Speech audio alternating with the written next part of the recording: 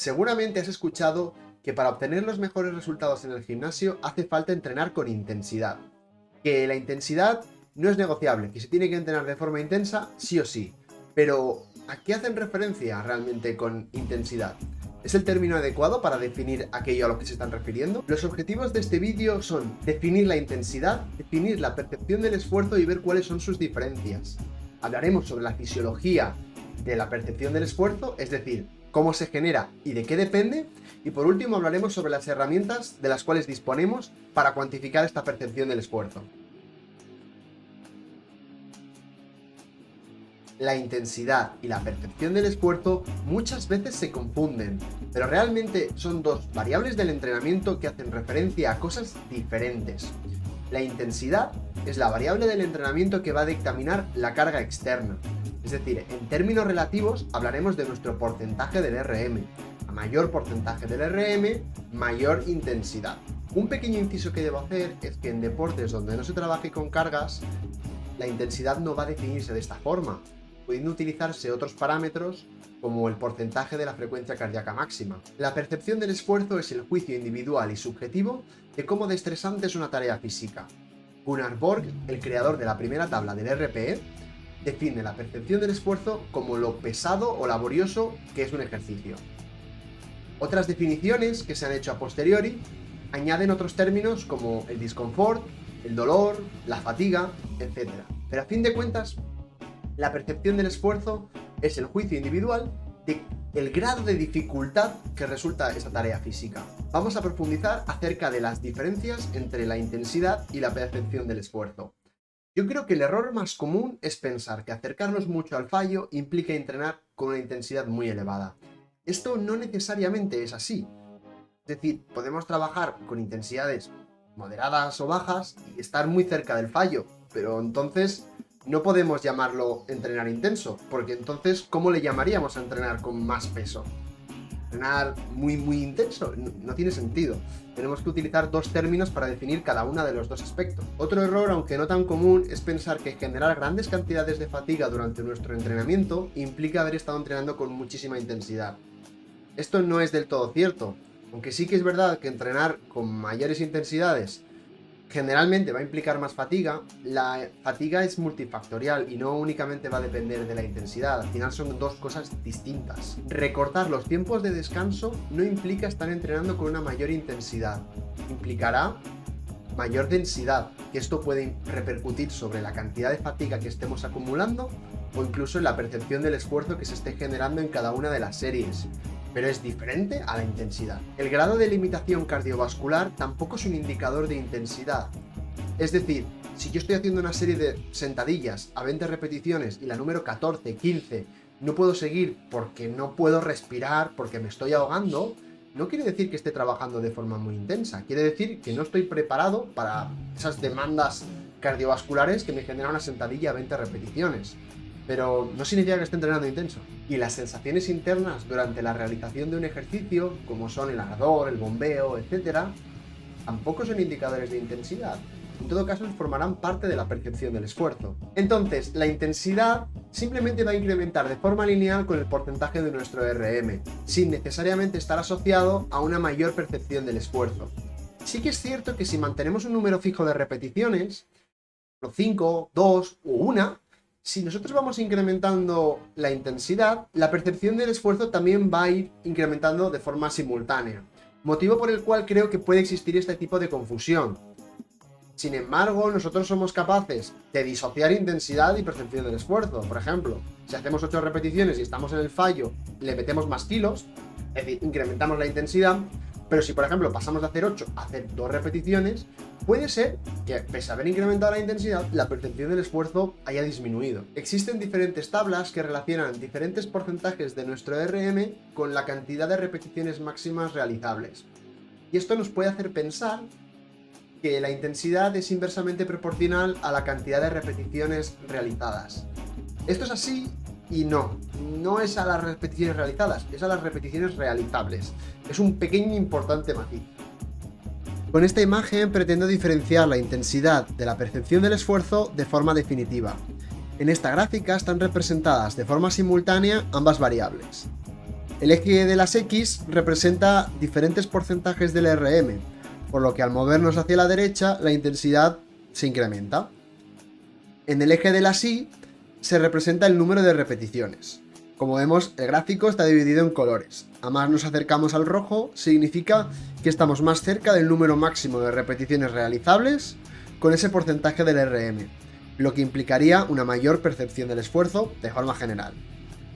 De forma que podemos diferenciar zonas de alta intensidad a la derecha, baja o moderada intensidad a medida que nos movemos hacia la izquierda, y una mayor o menor percepción del esfuerzo si nos acercamos o alejamos del número máximo de repeticiones realizable. Voy a explicar brevemente cómo funciona el sistema nervioso a la hora de generar una actividad motora y a la hora de percibir sensaciones. Cuando nosotros queremos generar una actividad motora de forma consciente, esta actividad se va a iniciar en la corteza motora, es decir, en nuestro cerebro. Esta señal, que se va a formar en la corteza motora, viajará a través de la médula espinal hasta el segmento correspondiente. En este punto hará sinapsis con otra neurona que saldrá de la médula espinal y viajará junto con un nervio hasta inervar el músculo concreto que nosotros queramos contraer. La percepción de las sensaciones funciona de forma muy similar, pero a la inversa. Es decir, se va a generar un estímulo en un punto concreto, en un hueso, en un tendón, en un músculo, etc. Esta información va a ser recogida por un nervio sensitivo que va a llevar esta información hasta la médula espinal y de la médula espinal va a ascender esta información hasta la corteza sensitiva donde nosotros vamos a integrarla. ¿Y por qué os explico todo esto? Porque creo que así se entiende mucho mejor la primera teoría por la cual se cree que se genera la percepción del esfuerzo. Esta teoría es el sensory feedback. Básicamente explica que la percepción del esfuerzo es el sumatorio de todas las sensaciones percibidas a través de músculos, tendones, centros cardiorrespiratorios, otros circuitos neuronales y de su modulación a través de los neurotransmisores. Por lo tanto, la percepción del esfuerzo va a ser consecuencia de la fatiga, va a ser consecuencia del dolor, de la detección de errores, de factores asociados a la memoria, de la intención, etc. Sin embargo, nosotros somos capaces de identificar de forma individual todos estos aspectos, es decir, somos capaces de diferenciar la intención de la fatiga, del dolor, del discomfort, etc. Tanto si traducimos effort como si traducimos exertion del inglés al castellano, obtendremos la misma palabra, esfuerzo. Sin embargo, en el contexto de la literatura científica de este campo, exertion y effort, ambas traducidas como esfuerzo al castellano, hacen referencia a cosas diferentes. Por un lado, el exertion hace referencia a lo que hemos estado hablando, es decir, a la percepción del esfuerzo o al grado de dificultad que nosotros experimentamos durante una tarea física. Por otro lado, el effort hace referencia al grado de energía física y mental que nosotros aplicamos a una tarea física, es decir, ante una misma tarea física podemos afrontarla con un mayor esfuerzo, es decir, con una mayor intención o con una menor intención. Y esto puede repercutir en lo que nos cuesta, es decir, en el exertion. Esto, que parece así un poco rocambolesco, nosotros somos capaces de diferenciarlo durante el ejercicio, es decir, nosotros somos capaces de disociar el exertion del effort. ¿Y por qué os explico esto? Bueno, porque es necesario para entender la siguiente teoría por la cual se cree que se genera la percepción del esfuerzo. Esta teoría es la descarga corolaria. La descarga corolaria postula que la percepción del esfuerzo es consecuencia de la transmisión de información de forma directa desde la corteza motora a la corteza sensitiva. Es decir, obviando toda la información periférica de la que hemos hablado hace un momento. Para entendernos un poco, cuando nosotros generamos una actividad motora, se van a generar dos señales. Una señal que va a ir dedicada a esta musculatura implicada en la acción que queremos realizar, y otra señal que va a transmitirse desde la corteza motora a la corteza sensitiva para informar un poco de lo que estamos haciendo.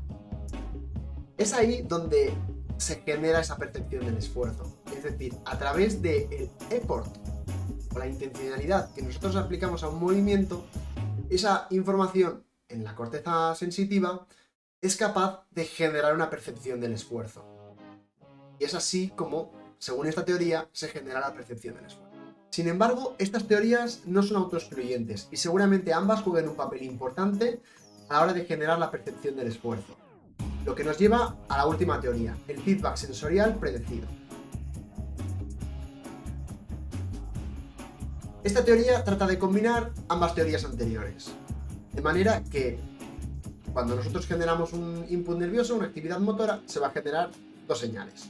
Una señal que va a transmitirse de forma directa desde la corteza motora a la corteza sensitiva y va a quedar ahí guardada, y otra señal que va a enviarse a la musculatura implicada del gesto deportivo. Una vez realicemos este gesto deportivo, se va a generar, va a emerger una información de tendones, de centros respiratorios, de músculos, etcétera, que van a transmitirse en forma de feedback sensorial a la corteza sensitiva. Entonces la corteza sensitiva va a comparará ambas fuentes de información y modulará la percepción del esfuerzo, modulará lo que sentimos, alterará nuestra percepción. De forma que si nosotros nos esforzamos muchísimo y aún así nos cuesta muchísimo, pues igual nos modula la sensación a la alta. De forma contraria, si nosotros nos esforzamos muy poquito y encima no nos cuesta nada, pues seguramente module a la baja, haciéndote ver como que, bueno, esto realmente no es eso. Pues no te has esforzado y encima no te ha costado. Por último, y seguramente menos importante, existe una modulación de la percepción del esfuerzo a través de diferentes neurotransmisores. Se ha visto como concentraciones muy elevadas de serotonina pueden impactar de forma negativa nuestra capacidad de generar esfuerzo, de generar effort, lo que podría limitarnos a nuestra capacidad de llegar a percepciones de esfuerzo muy elevadas. De forma contraria, la dopamina, concentraciones muy elevadas de dopamina, generarían el efecto contrario, y es que incrementa nuestra capacidad de generar esfuerzo y por lo tanto nos es mucho más fácil llegar a esfuerzos muy altos. Esto no significa que estemos ganando fuerza o seamos más fuertes porque tengamos más dopamina o más serotonina, sino implica un poco nuestra capacidad de llegar a umbrales de esfuerzo mucho más elevados. A modo de resumen, toda la información que se está generando desde la creación del input nervioso, toda la información sensorial aferente que nosotros recibimos y su interrelación más la modulación a través de neurotransmisores es lo que genera o es importante para generar la percepción del esfuerzo que se sepa a día de hoy. Perfecto, ya sabemos cómo se genera esta percepción del esfuerzo, pero ¿de qué factores depende?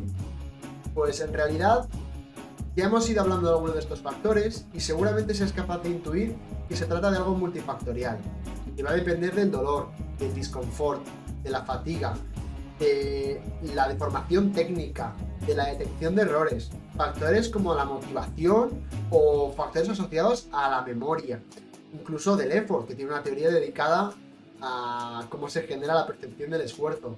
Todos estos factores van a tener diferente grado de implicación en diferentes levantadores, en diferentes movimientos incluso, de forma que la percepción del esfuerzo es algo multifactorial. En esta última parte de la charla hablaremos sobre las herramientas de las cuales disponemos para cuantificar la percepción del esfuerzo. Lo primero es que no existe un gold estándar y puede ser que dentro de unos años se cuantifique con otra herramienta, pero a día de hoy las más utilizadas son el RPE, el RIR y el carácter del esfuerzo, aunque en menor medida. De hecho, existe mucha confusión con el carácter del esfuerzo. Hay gente que al carácter del esfuerzo la usa como de forma sinónima a la percepción del esfuerzo, y realmente esto sería así porque el nombre pues más o menos cuadra, pero es que Vadillo define el carácter del esfuerzo de una forma concreta, por lo tanto ya tiene una definición. El carácter del esfuerzo hace referencia a la cantidad de trabajo realizado sobre lo realizable, es decir, podemos hacer 10 repeticiones y hacemos 5, pues tenemos un carácter del esfuerzo del 50%.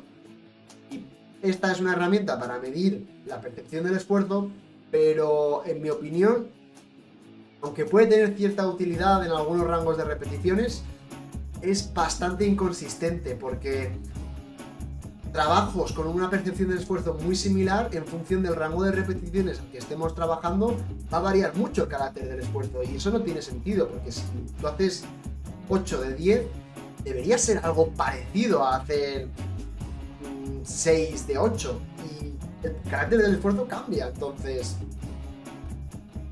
no me termina de convencer a la hora de... No es un factor que puedas comparar diferentes caracteres del esfuerzo, porque igual un 66 es 2 de 3 repeticiones o es 20 de 30. Otra herramienta de la cual disponemos a día de hoy para la cuantificación de la percepción del esfuerzo es el uso de la escala del RPE. Esta escala es una escala numérica del 1 al 10 y consiste en aplicar un valor numérico a una cantidad de esfuerzo percibido en una serie de trabajo. De manera que una serie de esfuerzo máximo consistiría un RPE 10, casi máximo sería 9 y así sucesivamente. Otra herramienta de la cual disponemos es el RIR.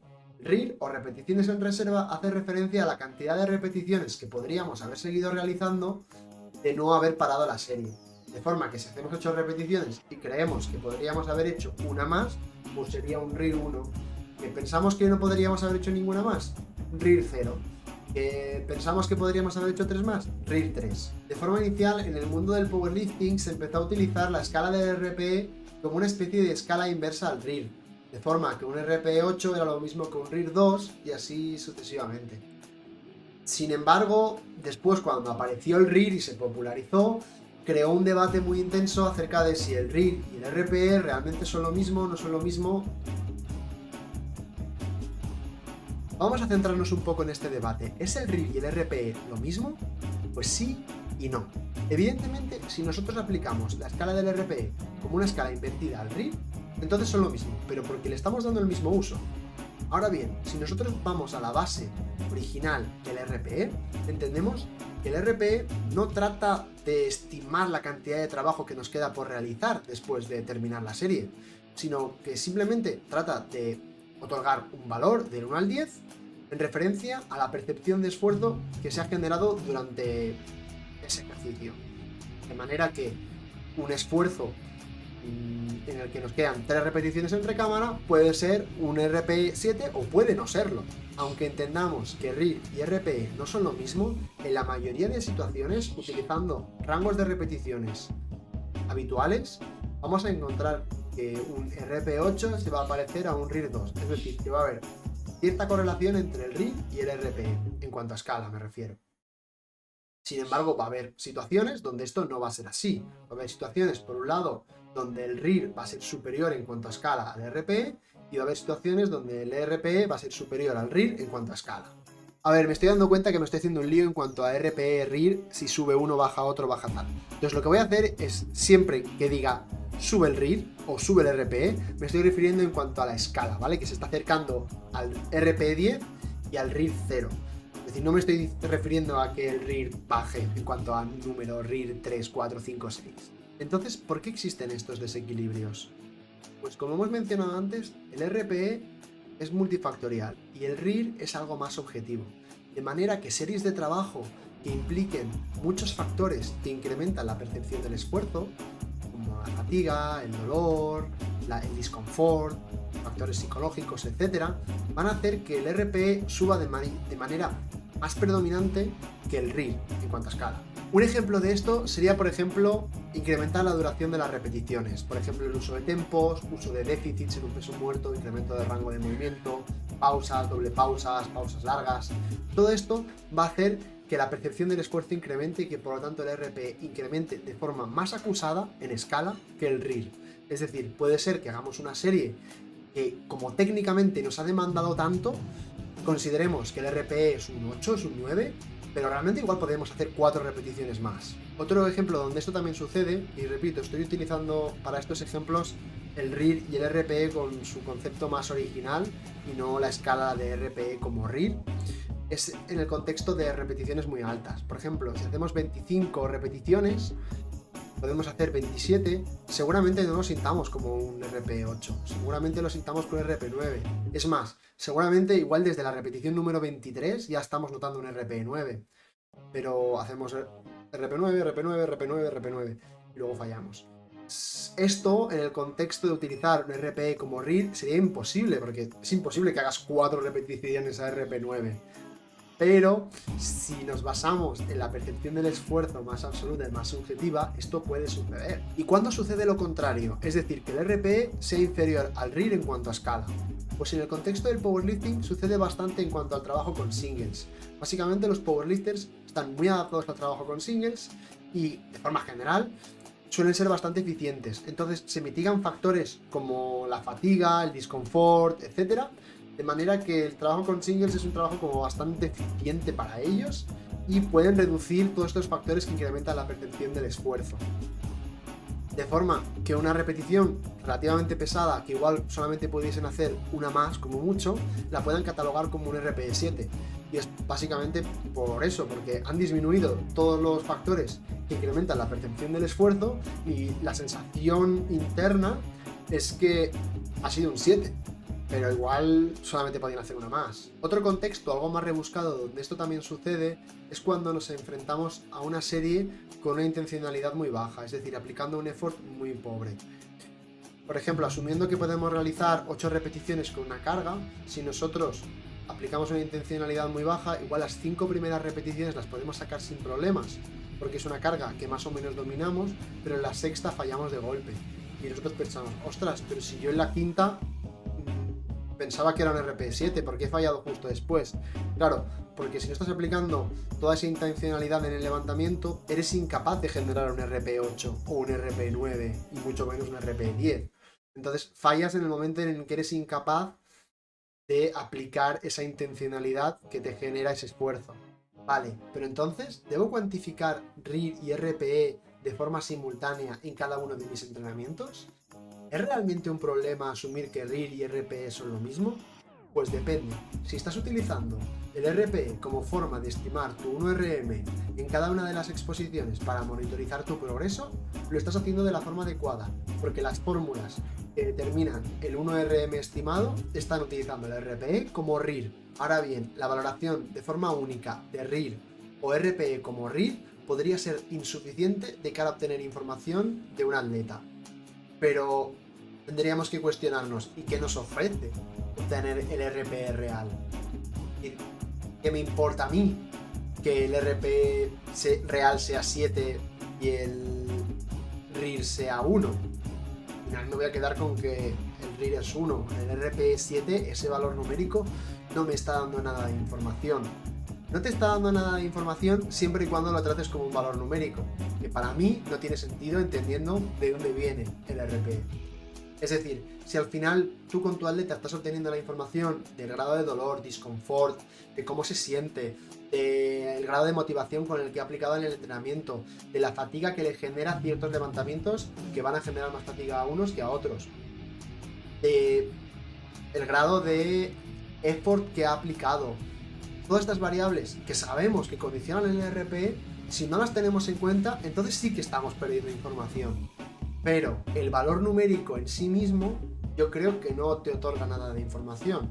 Bueno, esto ha sido todo, amigos. Espero que con esta presentación os quede claro las diferencias entre la intensidad y la percepción del esfuerzo, que sepáis que la percepción del esfuerzo es multifactorial y conozcáis las diferentes herramientas para su cuantificación, entender que el RPE y RIR por definición son diferentes, pero que se pueden utilizar como si fuese lo mismo, siempre y cuando no perdamos información, y que seguramente utilizar el RPE como método de cuantificación de la percepción del esfuerzo de forma única no tiene mucho sentido si no valoramos individualmente los factores de los que depende. Cualquier duda me podéis contactar, estaré encantado de contestar cualquier cosa referente a esta presentación. Un saludo.